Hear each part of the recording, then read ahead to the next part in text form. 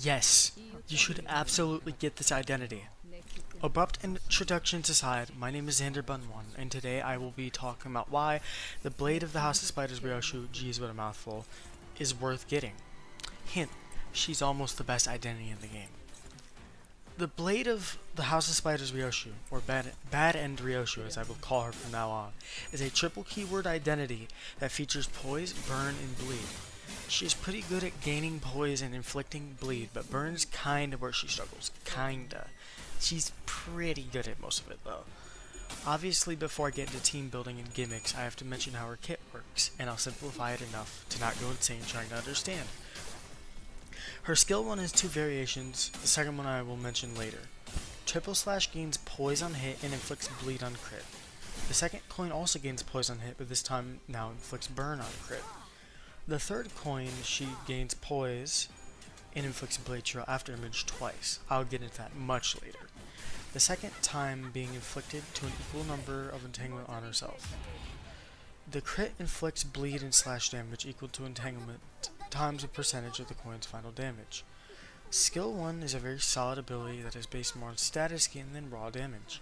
Very neat. Her skill 2 also has two variations. The first of it, Triple Slash Echo Shear, gains coin power at a certain number of poise, gains final power for a certain amount of burn and bleed on target at the same time. Coin 1 gains poise on hit and inflicts bleed on crit. Coin 2 inflicts burn on hit and bleed on crit. Coin 3 inflicts burn on hit, bleed on crit, as well as slash damage equal to entanglement times a certain percentage of the coin's final damage. The second variation of this move is much simpler, activating once at the start of every turn and attacking whichever target has Phantom Trace. It cannot be reused by Rusty Coin, and it is also not capable of activating enemy defense skills, being very useful against bosses like Matthias. This move inflicts Blade Trail after image twice, the second time once again inflicting it equal to entanglement on self, like skill 1. On crit it inflicts Slash Fragility, a really weird addition, but it can also be really useful. This is where it gets a little crazy. Her skill 3 has not 1, not 2, but 3 variations. For my own sake I'll dumb it down when we get too far into the description of it.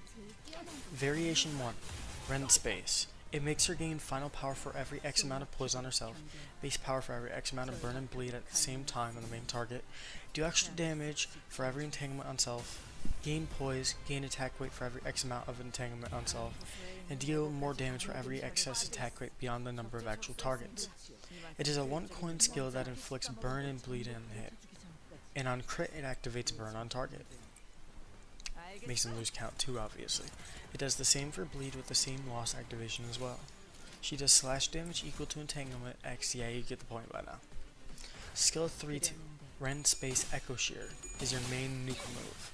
Loses string severance on self as well as base power, and it will use a coin an additional time, up to 4.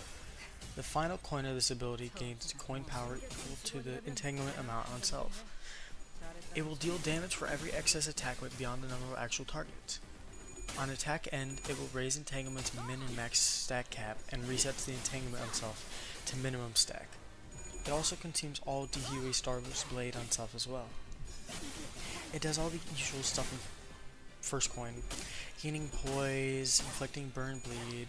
Coin 2 deals extra damage on crit and will consume all Blade Trail after image to do extra damage, equal to the amount of Blade Trail after image stacked up. It will deal slash damage equal to entanglement times X% of this coin's final damage. It will also activate burn and bleed on the target, making them lose count like before. The extra 2 coins will not give extra effect. Rend Space String Connection, aka Skill 3-3, activates upon attaining max Dehuey Star's Blade. After use, she is unable to retreat from battle. It is only useful once per encounter, and it gives her Shin Dehuey Star, which is basically an overall large buff to her speed and damage. It also inflicts burn and bleed, and it activates only burn on the target, gains poise, and removes her first stagger threshold. Pretty useful, huh? Her evade is up next. It gives her poise and will make her target any House of Spiders identity on the field, and use skill 1-2 on them, one-shotting them, giving her buffs to compensate for each one. At 1 plus entanglement, she targets 2 instead of 1. I won't go into what each buff does because you most likely won't be focusing on it, but I promise they're very noticeable.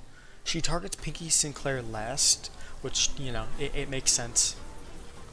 Now, up for the passives and status effects. She gains min and max entanglement based on the number of House of Spiders identities in your loadout, also gaining entanglement on each death of said identities.